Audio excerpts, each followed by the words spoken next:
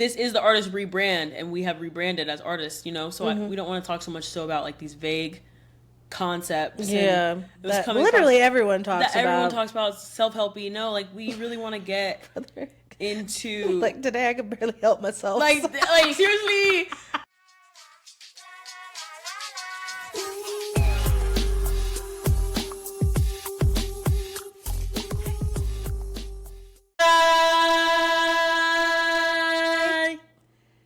So good. Yeah. Hi. Welcome back to the Artist Rebrand. Welcome back. Today we are going to be talking about something that we already talked about because we recorded this podcast before. And it was only one mic was working. One mic was working. Yep. Now we got to re-record a podcast, but hey. It's a learning curve. And we're on it, baby. And that's... I feel forced to say that, but hey... I'm holding you at gunpoint. Yeah. This is a process. It's a process. It's a process. We're learning. Yep. We sure are. The thing about it is too is like we got an email the other day talking about you guys made 5 podcast episodes. That's more than most people who start podcasts make. I'm like, yeah. Woo. Woo! That's why I saw that too and I was like, okay. Thanks, brother. It's learning. I mean, we haven't. Ultimately, this is something we enjoy doing. Yeah. We love yapping. Mm-hmm. We want to talk about things that we're passionate about. Yeah. And yeah. So thank you guys for listening. For those of you that do listen. Yes. And if you're new here, welcome. Hi. Come on in. The water's warm. It's so nice, and it's hot out there. Yeah. What are we talking about today? Well, today we're going to talk about how we're rebranding. The rebrand. So, if you came for unsolicited, unsupervised self-help tips from non-licensed professionals, leave because we're actually not doing that anymore. Yeah, about that. We'll get into that. We'll get into that topic. But Janae, what are we talking about in terms of life? In life? Well, like what have you been watching? What have we been consuming art-wise? Well, I think the most important thing that we need to make sure that we don't forget even in this re-record is that you like Love Island. And yes, we made you take accountability for this fact before. But the people weren't aware, you know. If you guys are familiar with last week's episode, Janae had a lot of negative things to say about masterpiece reality TV. Right now, Love Island USA is the most important thing in my life. Right, I don't watch that. But continue. And you're missing out on... I surely happily am. So much. Like, you need to get on this boat, brother. I'm sorry. Love Island, especially USA, is for the heteros.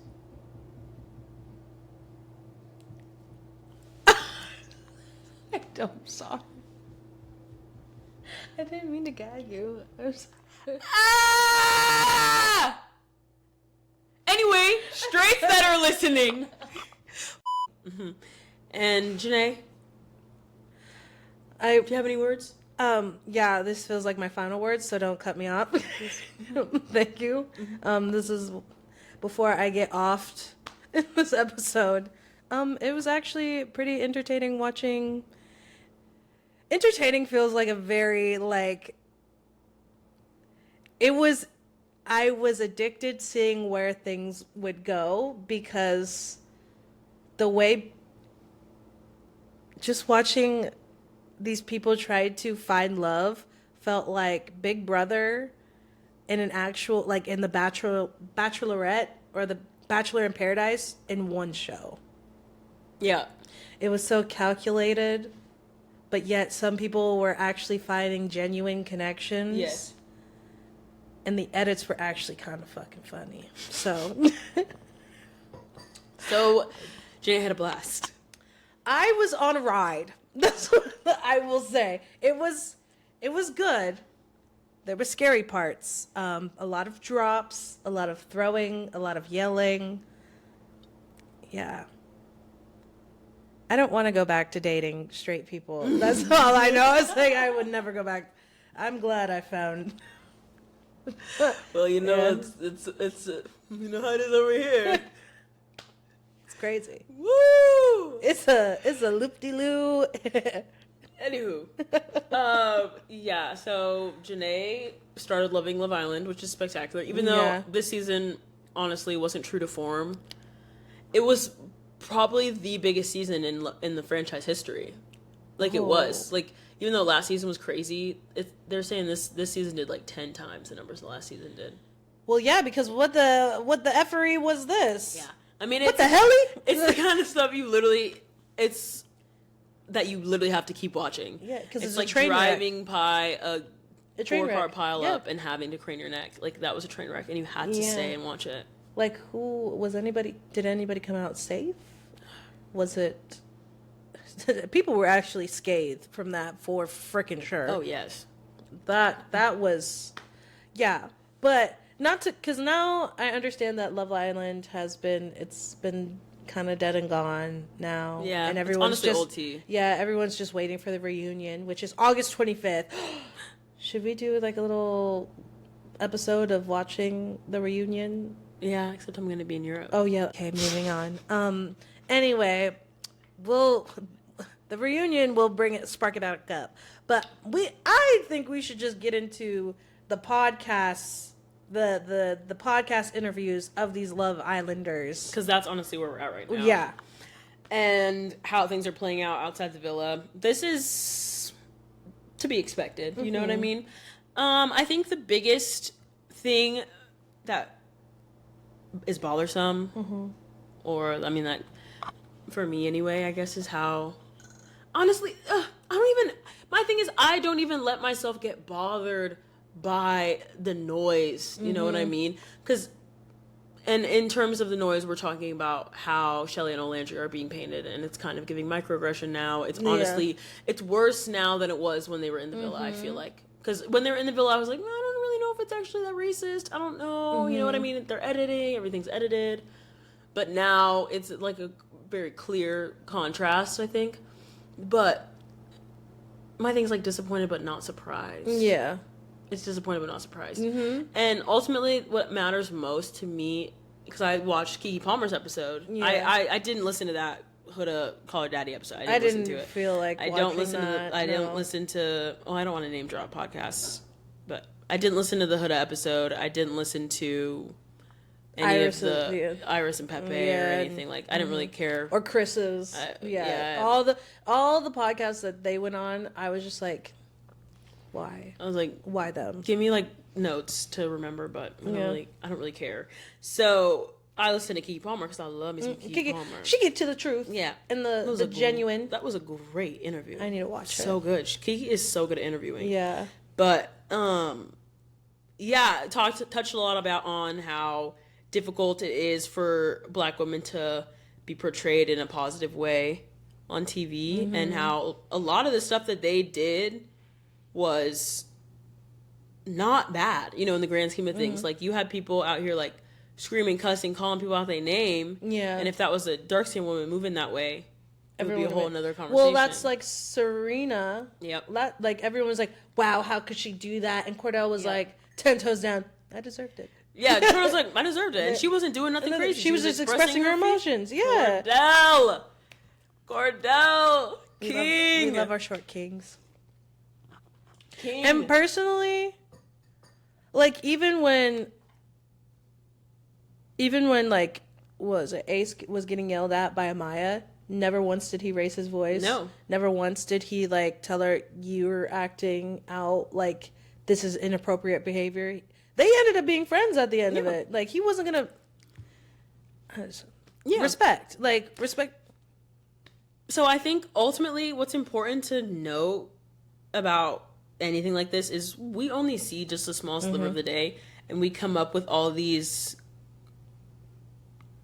think pieces about these people that we don't know in person. Right. And Shelley and Olandria talked a lot about this on Keke Palmer's podcast. Like, we were all friends. Like, I don't know why it seemed that it was us versus them, but we were all friends. Everybody was friends with friends in the villa. We were all a group. So it's kind of weird how it's portrayed like there's a divide. But it's just important to remember that we don't see everything. But also, like, thinking about what it would be like coming out of the villa, being unknown, to going to being, like, a celebrity overnight. Yeah. How that has to affect people. So, that's why I'm saying, like, people go on the podcast saying crazy stuff. Honestly, doesn't, like, surprise me, shock me, because it always happens. But also, like, I mean, think about it. Everything negative that you did in the villa was shown on full display for people to analyze, think about, discuss, nonstop for 6 weeks. You know what I mean? Yeah. Like, I feel like the people that feel like they need to get their point across or kind of defend themselves, you know what I mean? Like, you have people like Zach and... Which they were on there for like 0.2 seconds. Like, ain't nobody want to hear like what Coco, you guys like. Like Coco. Go. You're making it so hard. Yeah. Go sit down. Go home. Go home, Coco. Just go.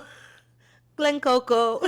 And this is not way to go, Glen Coco. Not at all. No, for this very much. It's like, girl, like, why are you doing that? Yeah. So, but... You know, I feel like people, it's their 15 minutes of fame. They are adjusting to life outside of the villa, adjusting to all the negative feedback and positive feedback and in between that they've been receiving. So, especially for those who have, like, practically were at it to the very end, which is like Nick, Olandria, who was it? I wouldn't include, and like, everybody else was kind of like later in. Oh, what do you mean? Like the OG? Who were the OGs? of the. Oh, the only OGs left were Nick and Olandria. And no, Huda. And Huda, yeah. But so it's like, that's 2 to 3 months of not having any contact with the outside world. Yeah. And then you're getting bombarded and blasted with all this stuff. Yeah. It's definitely got to be an adjustment period for real. But ultimately, what was comforting in listening to that episode is I feel like Shelly and Olandria feel confident in themselves. And they're like, I mean, this is something you know. You know what I mean? You know you have to go carry yourself in a certain type of way. We're taught at a very young age as Black people that we have to carry ourselves in a certain manner or else it's going to be perceived negatively regardless of what our intentions are. You know what I mean? So they touched a lot on that. Like, we knew we had to go on the show and present ourselves a certain type of way. Yeah. And even then, we're still getting backlash. And even with all of that. Yeah. So, it's sad. It's like, damned if you do, damned if you don't. Yeah. Which sucks. Yeah. And I was just thinking about that. Because there was, like, the way they decided to edit that show. There was parts of me where it's like, man, they are not painting them. Like, the whole heart rate challenge. For a minute, I was like, okay, Shelly, but you had your legs split up on Chris, all up in his face, and you did it twice. Exactly. And then as soon as Huda's ass cheeks touched anywhere in the vicinity of Ace's face, we're like, I'm mad at you. You say you're a girl's girl, but you're not doing this, that, and the third. Yeah. And it's like, you're probably still having feelings of the fact that you felt like she... bamboozled you into thinking that she would... like you and Chris were it's like that there probably is so many conversations that we didn't see that they decided to edit out, but it's like your feelings are heard, but how long you held on to that anger is like the only thing where I was like, yeah. And see, but that I think that's because of the edit. Yeah, that's true. Because I thought the exact same thing as you. I was like, it's not that deep. It is just a challenge. Yeah. And then one thing everybody agreed with outside the villa on whatever podcast they were on is that was not just a challenge. Huda overstepped. Every single person ever. Like, you ask anybody who was at the heart rate challenge what they thought about what Huda did, they're going to be like, oof. I did see a clip on TikTok of Iris saying, like, I think I blacked out during that. Like, everybody was like, nah. She did too much. And Huda low-key agreed after the fact, you know? So I think it's the way that they edited it. They really were honestly trying to paint Shelly out to be the villain and Olandria out to be the villain. And I honestly, like, being a reality TV veteran, I didn't even really clock it for real. Yeah. I was like, yeah, why is she tripping it? You know what I mean? Because when you watch it live every day, you know, you forget about the old stuff. You forget about how Huda was acting with Jeremiah from, like, super overprotective and mean. to all the girls that came. Even in then, tried I to was get to telling know her, him. I was like, girl, like you need to get sent like, home. If no, anything, literally, I mean, was all of us were like that. But then watching when you versus binging it all at once, you know, you can remember that versus you watch it live. For us, that was 6 weeks ago. Yeah, you know, so it's not true. fresh in our minds. So I mean, yeah, they can really kind of play on that. That's true. But you know, ultimately, I'm interested to see how it goes. I will say, they insinuated that Nick and Olandria are Not together anymore. no, they're still together. They're just trying to figure it out because there's a lot of external pressure on them to, you know, make it work, and then a lot of stuff that they're just like really just realizing. So the way that Kiki talked about it was like Ace and Shelley are locked in. Nick and Olandria, you know, they could work. They could not work. You just say, but that's fair, and I think that's also like they coupled up literally near the last 3 weeks of the show. Yeah. So it's just and it was not in a like they had completely written each other off at that point because of and they were getting over their other people that they decided to be with. Yeah. So it was. I mean, there was a lot going against them. So I'm interested to see how it plays out outside of the villa for sure. But you know. Yeah. And also Ace and Shelley, they were. You could just tell that man is all about her. No, he's all about her. Obsessed. I'm excited to see how they play out in the real world too. Cool. Well, what are you watching now that the Love Island is over? I'm watching The Summer I Turned Pretty.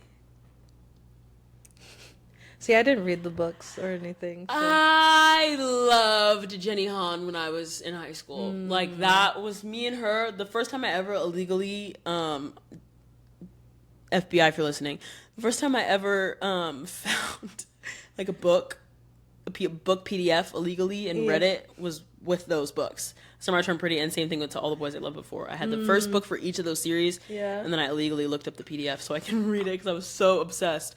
So for me, I love it. I think it's the cutest thing in the world. Yeah. I think it's so wholesome, and it reminds me of the nostalgia I have of my youth and just being young. And it's directed by Cassavetes', I think, daughter, Zoe Cassavetes. What? Mm-hmm. Okay. Yeah. All right, girl. It's just so cute. The soundtrack's slamming, and I watch it. I'm like, that's literally how I feel. I'm like, oh.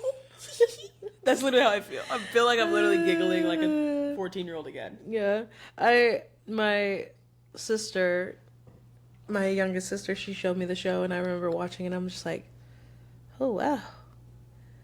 Oh, wow.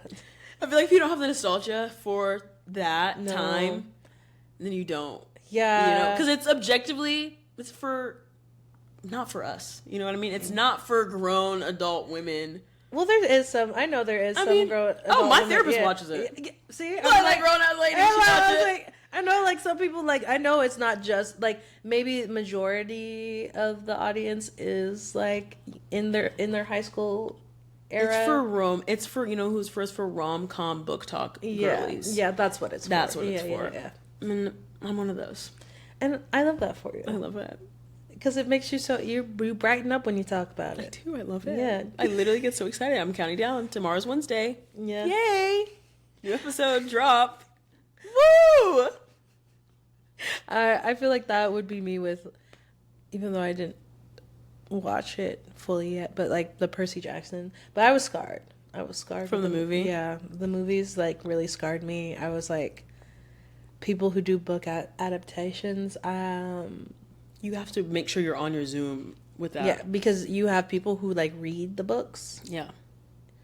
Like the last time I feel like anybody has felt like anybody has done anything great with book adaptations is Harry Potter, Lord of the Rings, and The Hobbit. Hunger Games. And what? Actually, there was a lot of pushback, and I honestly like Loki had pushback. I feel like they were too old. Yeah, I felt like one too old, and also there was like some certain like pretty. I know it didn't probably didn't feel like it was necessary for the storyline, but it was necessary for the storyline. There was like some things that were missing, especially in the last. Yeah. Yeah. So I was just like, oh, like they did all right, but like Like, I love them. Like, the movies are still good, Yeah, but I I'm like, enjoyed it's them. not the book. It's not the book. You're right. The book's different. Yeah. And so it's tricky. It's tricky territory to get into that book to movie adaptation. Yeah. I also started We Were Liars, which is another variation of. It's like The Summer I Turned Pretty if it was like a murder mystery type beat. So it's but Like Pretty Little Liars? no, I wouldn't. Also, there has never been a show that's been like that ever since. Oh my gosh, you're PLL girly? I used to, yeah, until like I got to season 5. After season 5, that's about where I stopped too. Yeah, I finished it. I finished it all, but I was like, this is terrible how we're ending it, y'all. Yeah, I never did it. I didn't finish it. Well, Pretty Little Liars was on at the same time as Vampire Diaries, I think.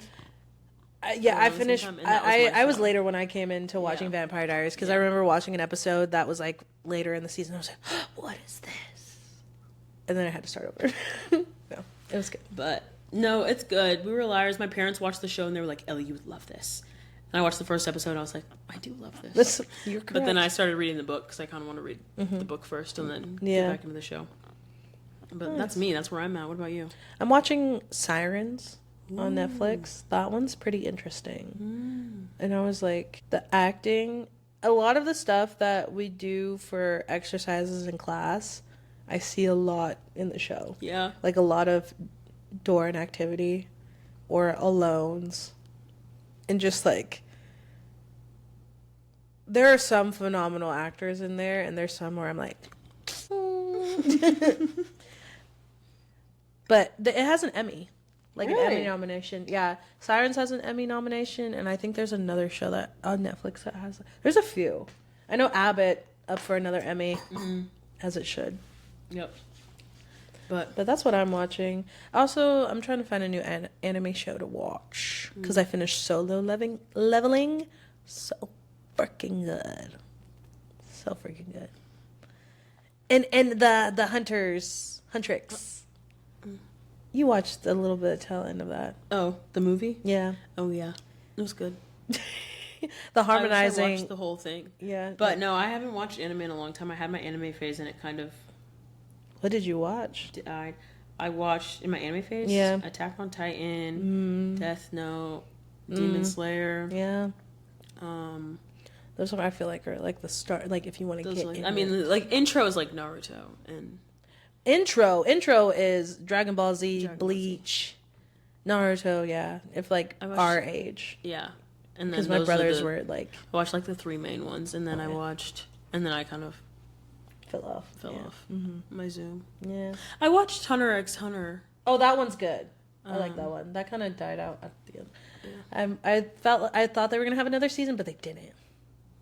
Yeah, but yeah, that's what I'm watching. I don't know. Yeah. So should we get into the actual meat and potatoes? Yeah. Well, it's honestly gonna be a short hors d'oeuvre because basically what we decided is that we're pivoting a little bit.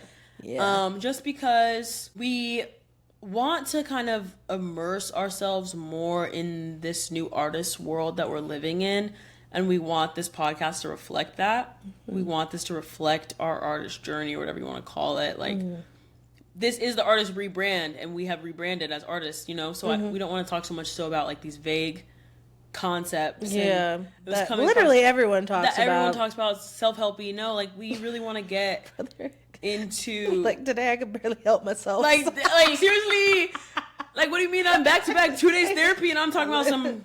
Here's how I've been coping with my problems. I haven't. I literally, you know what I mean? I've been on the verge of a crash out almost every day. Literally recovering from one this week. Yeah. So, yeah, we're not self-helpers. No. Like, I mean, we're figuring out ourselves and learning. I feel like everybody in their 20s is. Yeah. And like we'll still be having these conversations about stuff that translates, but ultimately what's big in our life right now is this pivot to pursuing the arts as our creative pathway and career path, and kind of wanting to dive more into the complexities and difficulties that we face with that. Yeah. Like, for example, today I really had to sit with myself and realize how far I am from where I want to be. And it's not like something that I can't get towards, but it's like, wow, like in our failure episode, there's a lot of failing and lessons that have to be had, and I don't like that. So, and I was talking to Ellie before this, and she said I was giving a little bit of Eeyore, so. AF, bro. But I get it. I would be giving Eeyore too. Yeah. I literally have been giving Eeyore for like the last week. I mean, like, Eeyore, if like Eeyore was willing to smile here and there and like laugh. Me. Yeah. Yeah. I am like. Yeah, no. But it's definitely a transition to get used to, and I talked to Josh about it, or we go to the same vocal coach, but it gave me good insight and kind of like, you're gonna have to get, like, auditioning is not gonna be awesome. Yeah. Like, but once you are in it and you get used to it, it's not gonna be something that's out of the ordinary for you.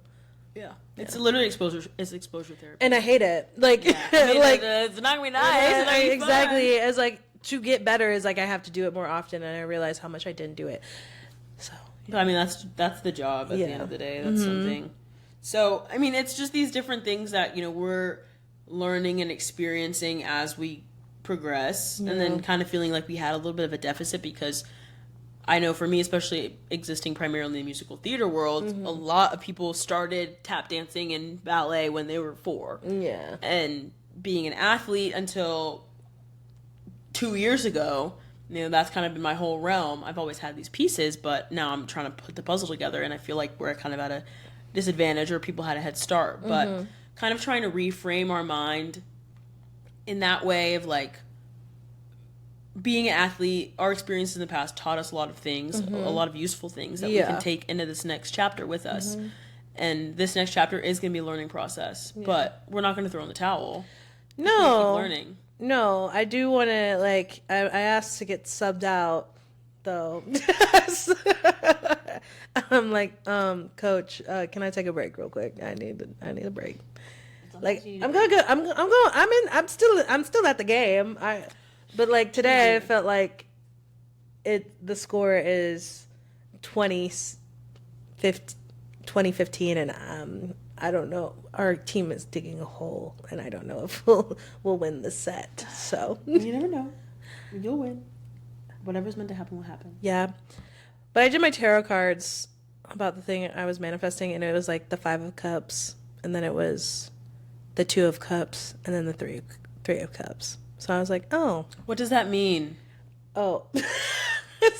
so like, what? Like, who are you talking to, bruh? I don't have tarot. I don't read tarot cards. Talk about some 5 of Cups, 3 of Cups, 4 cups, 1 fish, 2 fish, blue fish. Like, huh? Like, oh, yeah.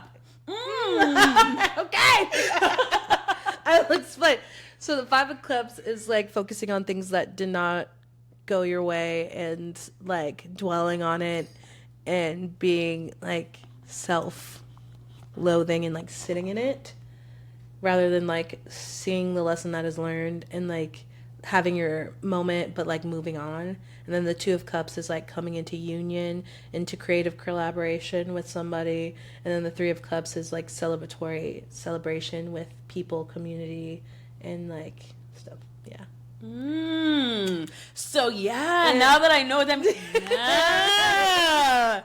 yeah. They ate with that. The spirits, yeah. So yeah, that's just kind of like, that's what it's gonna be. It's gonna be that way. Yeah. And I think the thing about it is I think this translates to kind of any life pivot. You know what I mean? There's always going to be a period of uncertainty. And I'm in that right now. And, we're in that. You're kind of in the midst of this, like, you're lost almost. Oh, hell yeah. I don't got no compass. I ain't got no map. Ain't nobody see the North Star. I don't know where that is. The sky could be black for all I can't see a star in the sky. I was like, Evangeline, where are you at? And we try to figure out, and I feel like a lot of people our age are in that same place, just trying to figure it out, and normalizing it to be okay to just be figuring it out. Yeah. As long as you are moving forward and taking proactive steps forward towards your goals, Right. that's okay. That's good. You know what I mean? The second things are wrong, the second things are bad, and you slow is when you slow down, is when you stop, is when you're like, okay, actually I'm going to sit and wallow in this pit of self-pity. You know what I mean? Versus like, this sucked. I'm giving myself the day, maybe 2 days, depending on how bad it sucked. Yeah.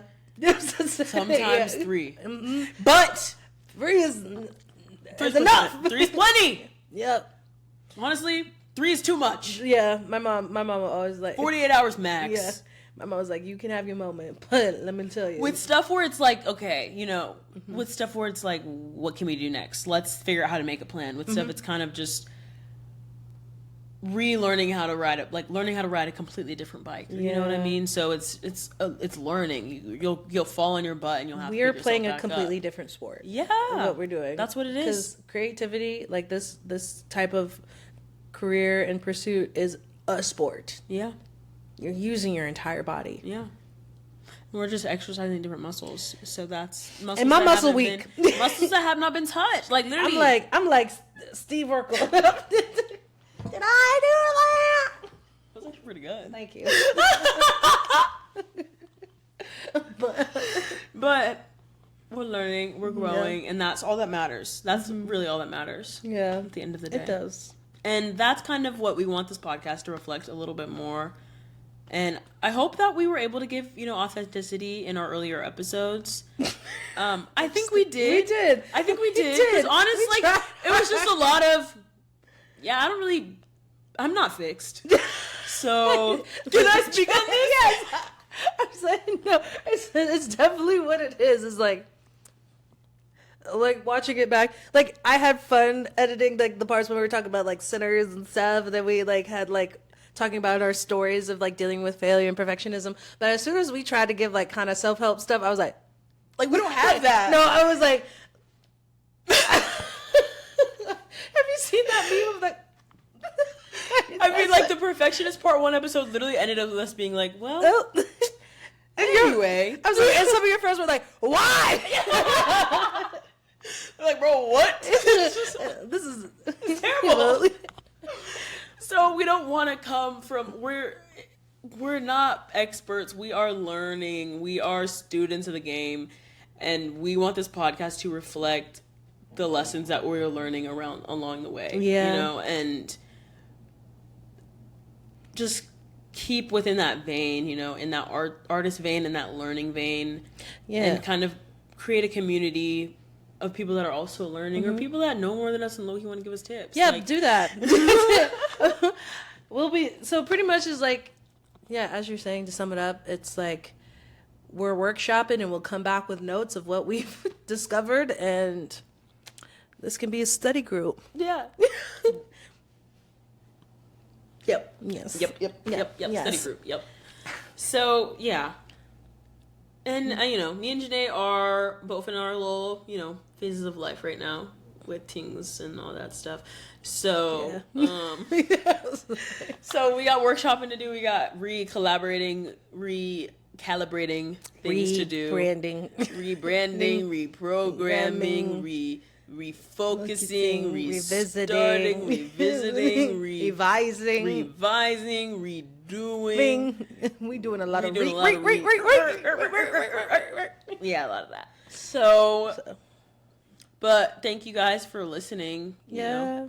And we hope that we can, keep providing some entertaining and honest and raw conversation. Woo! You can follow us on Instagram, YouTube, TikTok, and anywhere you get your podcasts. Okay, bye.